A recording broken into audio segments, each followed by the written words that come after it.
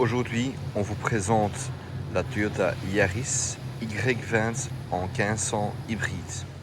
L'ouverture de la gauche de l'essence, tirée,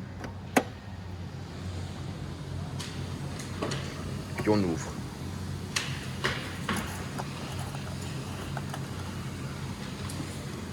Essence 95.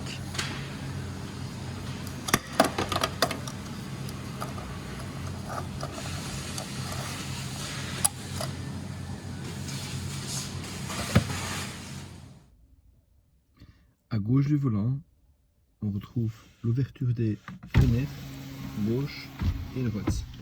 Poussez pour ouvrir, tirez vers vous pour monter. Aussi bien verrouillage des portières, verrouiller, déverrouiller. Et aussi bien bloquer l'ouverture des côtés passagers, aussi bien arrière. Les systèmes de sécurité. Lane Departure Alert. Ça vous prévient si jamais on change de bande sur l'autoroute. Si on fait ça sans mettre le clignoteur, elle va faire du bip bip pour vous corriger. Il y a le Automatic High Beam qui vous permet en fait, dès que vous entrez dans un endroit très sombre, elle va automatiquement allumer ce tout grand fer automatiquement alors. Si jamais il y a quand même une personne qui vient de l'autre côté, ça va sombrer automatiquement. Et puis le Pre-Collision System, c'est un système qui est toujours activé. En poussant sur le bouton, on peut régler la sensibilité en 3 phases. C'est de plus sensible vers le moindre sensible. Réglage des rétroviseurs. On va d'abord choisir gauche ou droite pour le régler. Et puis en bas, régler hauteur et aussi bien gauche et droite. Hauteur de phare. On peut toujours laisser sur la position 0, sauf si on est vraiment fort chargé derrière. Alors on peut le changer de 1 jusqu'à 5 en fait, pour régler l'hauteur. Mais comme on l'a dit, en général, on peut toujours laisser sur 0. Pour démarrer la voiture, appuyez en cas automatique avec votre pied droit sur le frein, puis par après, power. Vous allez voir sur l'écran que le Ready indique que la voiture elle est en route. À gauche, le levier pour les phares. Il est maintenant désactivé sur la position haut. Les petits phares, les grands phares. Une fois que les phares ils sont mis, vous savez allumer les freins de bruyère avant et avant-arrière. Vous le retrouvez là-bas. Avant et avant-arrière. Et désactiver les phares. Clignoteur gauche et droite. Avec le Automatic High Beam comme système de sécurité, qu'est-ce qu'on a fait? On a en fait appuyé le levier en arrière. Comme ça, dès que vous allumez les phares, vous allez voir qu'il y a aussi la position automatique. Le levier à droite pour les essuie-glaces. Une fois haut, simplement une fois essuyé. Vous allez voir qu'il y a une résistance dessus. Donc à chaque fois quand vous lâchez le levier, elle retourne vers la position désactivée.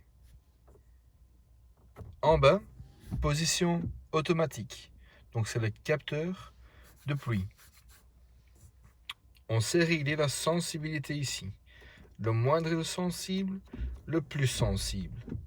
En général, moi je vous conseille de le mettre sur cette position ici. Continue et rapide. Tirez le levier vers vous, le devant. Poussez en arrière. On a bien sûr aussi un essuie arrière, position intermédiaire, position continue.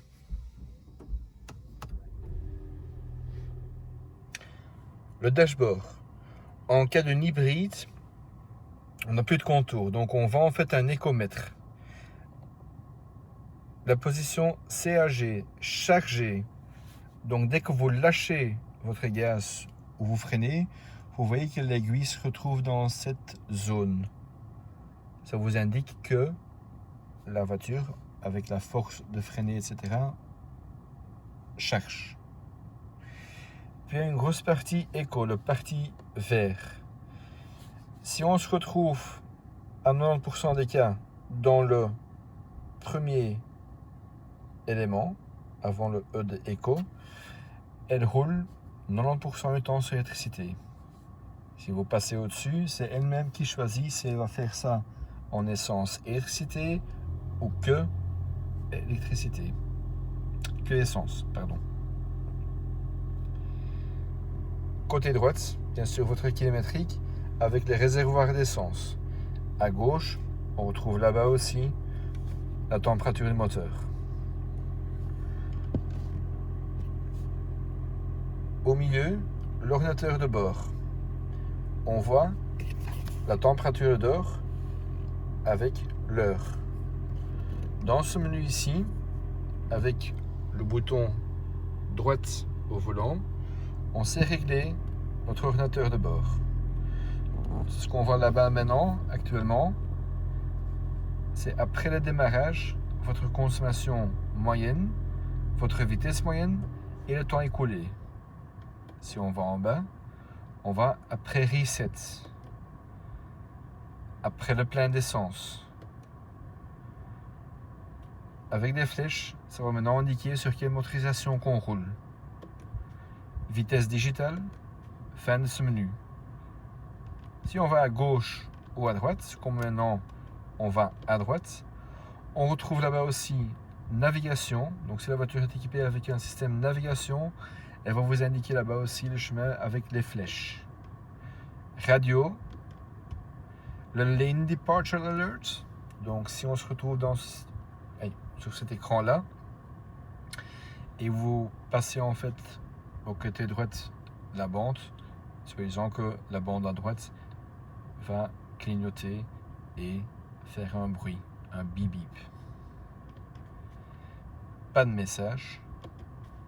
Et alors ici, tous les paramètres, comme maintenant langue, on va le changer en français. Voilà. Et cliquez. J'ai changé la montre, le Road Sign Assist, donc c'est encore un dernier truc du système de sécurité. La caméra, elle capte en fait les plaques qu'elle voit sur le côté de la route. Donc si je mets voler à 70 et elle voit une plaque de 50, ça va indiquer alentour d'ici plus ou moins. Si vous dépassez la vitesse, ça s'allume en rouge, mais vous savez aussi bien en fait, oui, faire un petit bruit pour dire voilà, vous roulez trop vite ou peu n'importe, mais je vous conseille en général de simplement laisser ça nettement visible, donc pas avec de bruit, nettement que visible. Et le fin du menu, donc ici on se retrouve de nouveau sur le premier menu. Commande radio, volume, plus ou moins. Changer les chaînes ou quand il y a une clé USB, passer de chanson à chanson.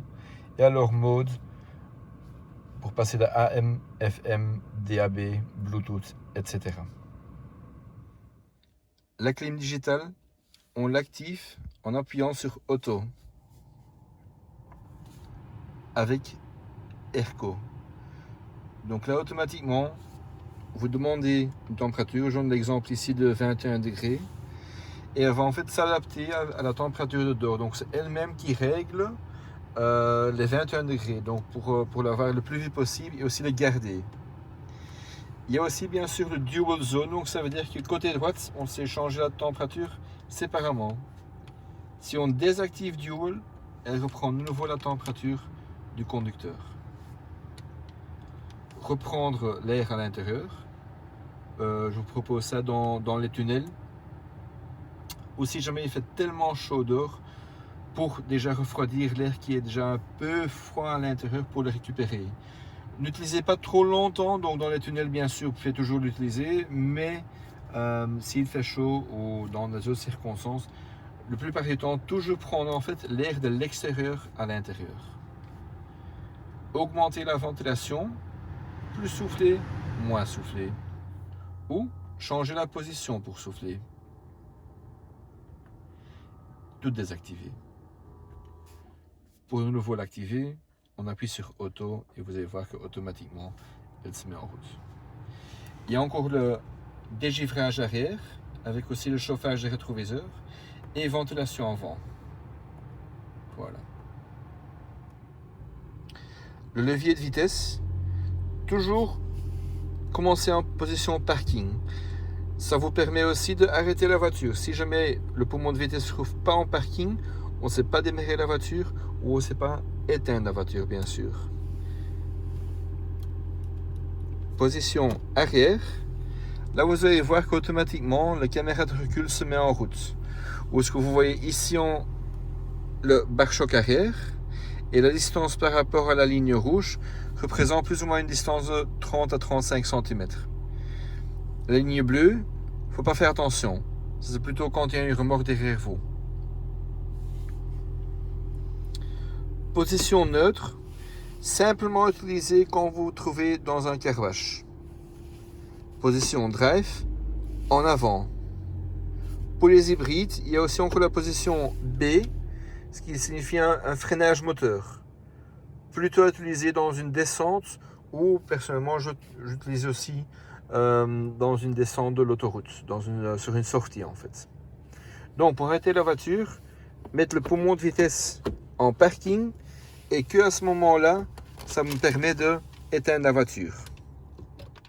Voilà. L'écran multimédia. Audio. Ici on choisit la chaîne que ce qu'on veut écouter. Le DAB, c'est audio digital. Je vous conseille ça donc. Et là, on fait une liste de tous les chaînes qui s'est bien capté. Donc, on peut choisir ici. J'ai un exemple pour en mettre une comme nostalgie dans vos favoris. Restez appuyé pendant 2-3 secondes. Voilà.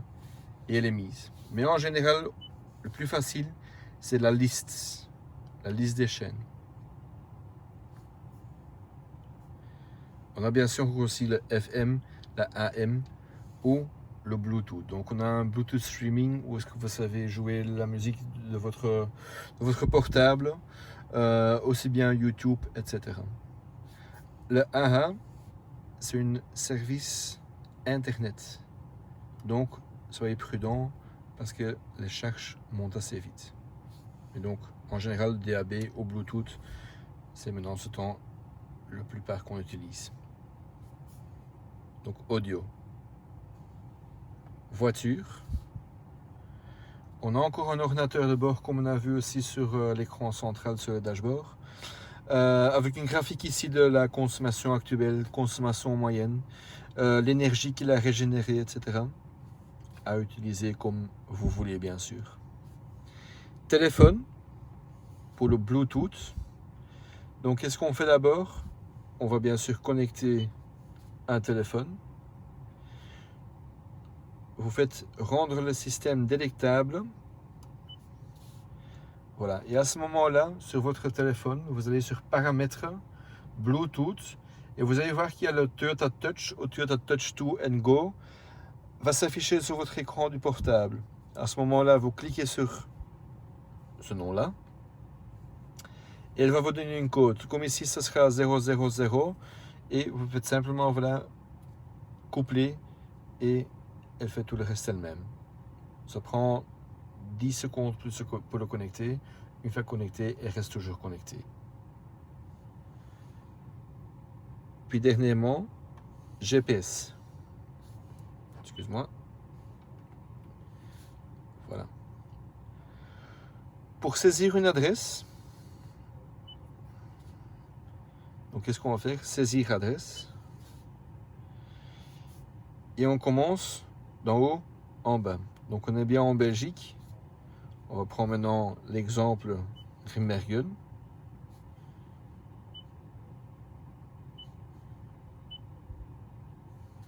Voilà, Grimbergen. Et comme rue, on va prendre, j'en donne un exemple, Humbeek Systemie. Voilà. La boussole permet aussi de mettre le numéro. Prends maintenant un bête exemple numéro 1. Si vous ne connaissez pas le numéro, vous pouvez directement aller sur calcul itinéraire. De cette façon-là, elle prend vraiment le milieu de la route. Et comme maintenant, on va prendre le numéro 1. OK. Calcul l'itinéraire.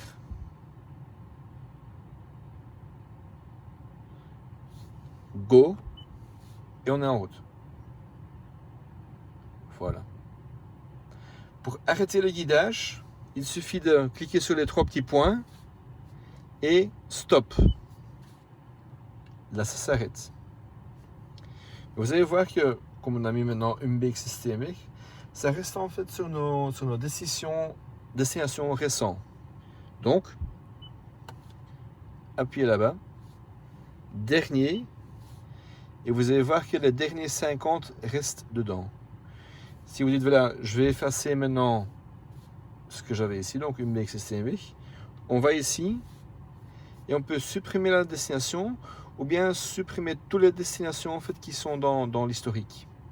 Bien sûr, vous savez aussi dire voir les détails ou ajouter aux favoris.